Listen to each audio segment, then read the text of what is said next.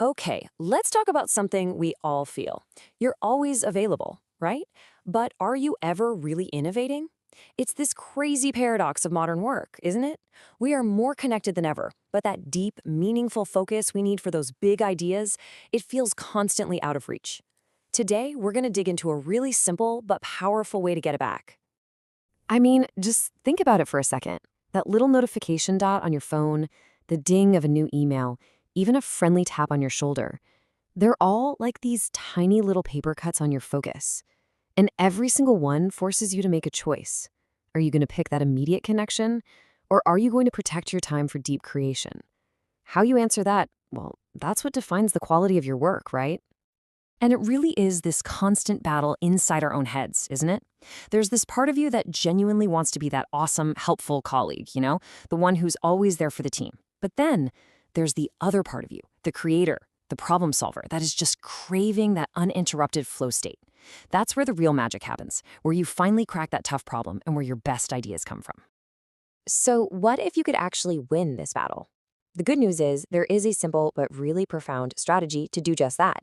We're calling it closing the door. And look, this isn't about shutting people out.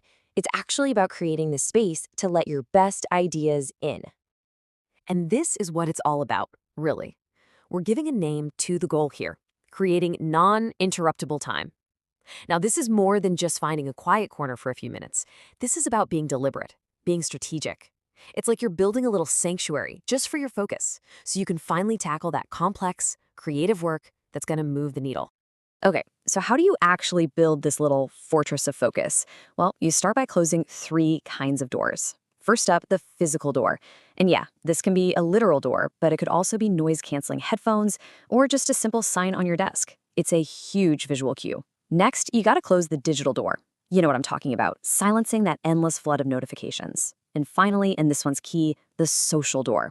This is where you get proactive and let your team know when you're going into a focus block. It sets expectations and it tells them why you're doing it. Now, I know what you might be thinking. This sounds like some new age productivity hack, right? But it's not. Not at all. This is a timeless, absolutely essential practice. In fact, it's a strategy that some of the most brilliant minds in history used to unlock their own genius. We're talking world changers here. Yeah, see, they understood this fundamental truth that honestly, I think we've kind of forgotten today. Groundbreaking ideas don't just pop into your head while you're hopping between meetings. No way.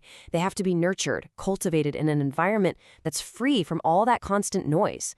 They knew that to create something truly extraordinary, they had to be the fierce guardians of their own focus. And just look at the patterns here. It doesn't matter what field they were in, science, art, fashion, you name it. You've got Charles Darwin, who literally made non-interruption a rule for his staff while he was on his thinking walks. Then there's Coco Chanel, who made her mornings totally sacred, no meetings, period, was a policy. Nikola Tesla, he famously worked in the dead of night looking for the city's silence just so he could hear his own thoughts. They all had their own method, but they were all doing the exact same thing. They were engineering this non-interruptible time into their lives. It wasn't a nice to have, it was a non-negotiable part of their work.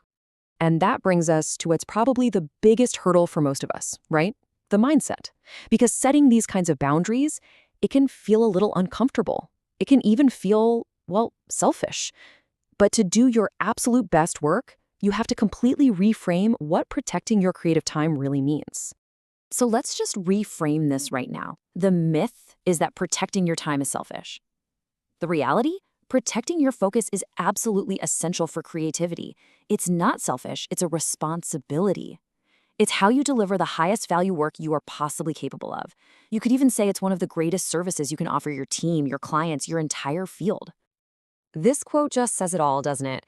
Just because you're giving people access to your creativity doesn't mean they get an all-access pass to you. Your creative work, your innovative solutions, that's the gift, that's the value. It doesn't mean your personal attention has to be some kind of 24/7 open buffet. Your availability is a tool that you control, not a constant obligation you have to serve. And at the end of the day, this is what's really at stake. This isn't just about getting to inbox zero or checking more things off your to-do list. It's about the depth, the quality, and the real lasting impact of what you create. Your very best work. I'm talking about the stuff you'll be proud of for years to come. It absolutely depends on you having the courage to close that door. So as we wrap this up, The real question isn't if you should do this, it's how you're going to start. So I'll leave you with this. What's one small door you can close tomorrow? Just one. Will you put your phone on Do Not Disturb for the first hour of your day? Maybe block off a 90-minute focus session on your calendar? Just think about it. What is the one door you will close to let your very best ideas walk right in?